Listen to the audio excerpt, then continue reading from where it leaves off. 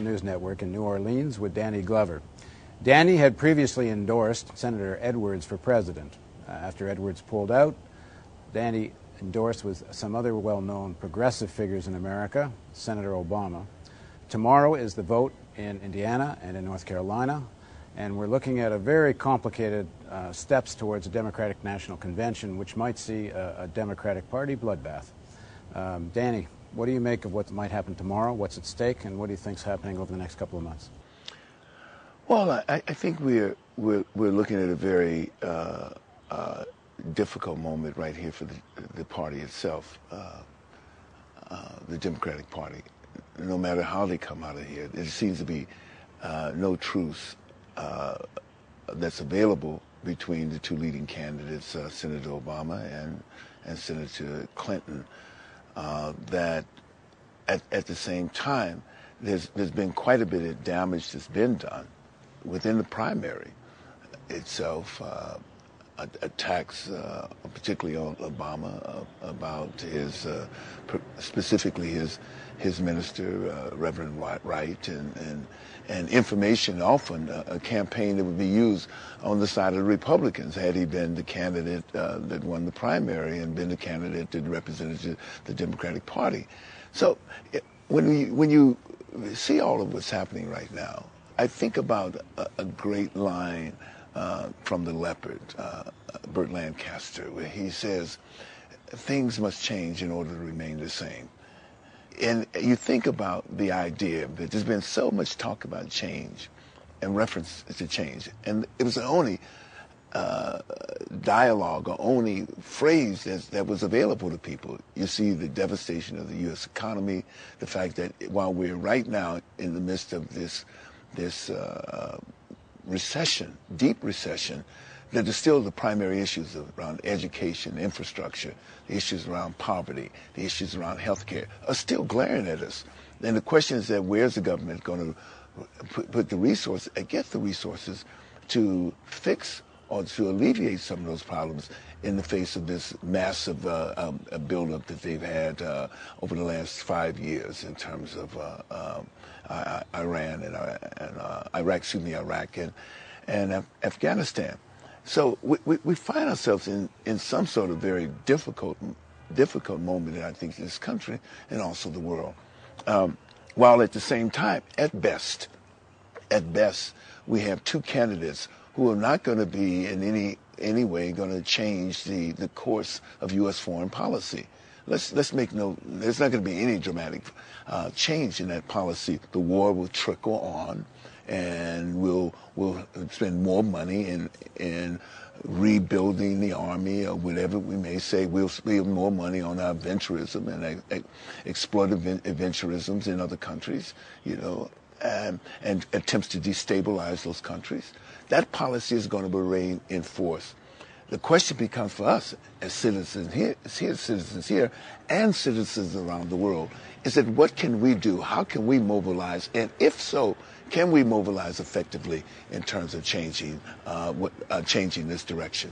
You signed a letter endorsing, in a way, Obama. Why did you do that? Well, I signed that letter endorsing Obama because I felt with Obama that there was a chance to build a movement around him. Now, not around him, but adjacent to him. If his candidacy represented an extraordinary level of both voter participation from young people and people who had been left out or marginalized by the electoral process, then perhaps his candidacy could be a window to which we can talk about movement building. And talk about movement building, and for instance, the mere fact that Obama's presence in here has brought about a discussion, however we want to look at discussion, about the black church is extraordinary.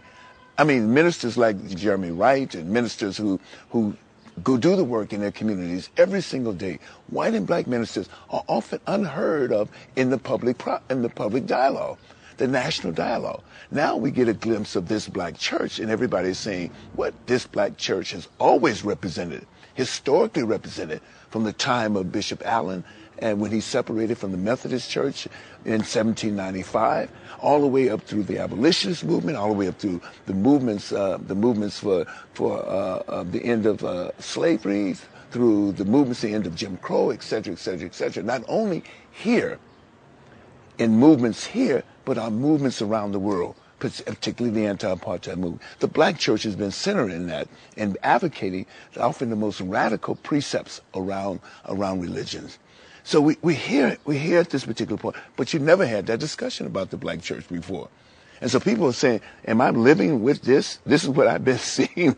I've been living amidst these preachers who've been, for the most part, have had a doctrine in which they had another way in which they preach to their people. Well, the whole politics of African Americans is not on the same planet. It's not on the same. It's not on media. It's a conversation or debate. Never gets talked about unless you see the odd African American pundit who joins the white conversation. Or the absolutely. Now you've had a discussion about that. And whether that discussion is bringing people to a new realization of the depth of the problem, or whether that's alienating them from the process and looking for, like we always look out of fear, we look for some sort of scapegoat. They've been able to label Wright, and by inference Obama, with the word, which is unpatriotic. In fact, they've used that perhaps even more than the race card, the issue that he's simply not patriotic. Well, I think in association with that, of course, that becomes the idea. You have to make the connection to the fact that he's unpatriotic. It's part of the demonization. If that becomes the end card, the end game with that people trust his patriotism. But the fact is that if we're talking about patriotism in that very narrow precept, in that very narrow concept or context, then certainly we all fit that in some sense. But we're talking about speaking truth, and speaking the truth about what that experience has been and continues to be, then certainly we're unpatriotic in that sense by the mere fact that we talk about it.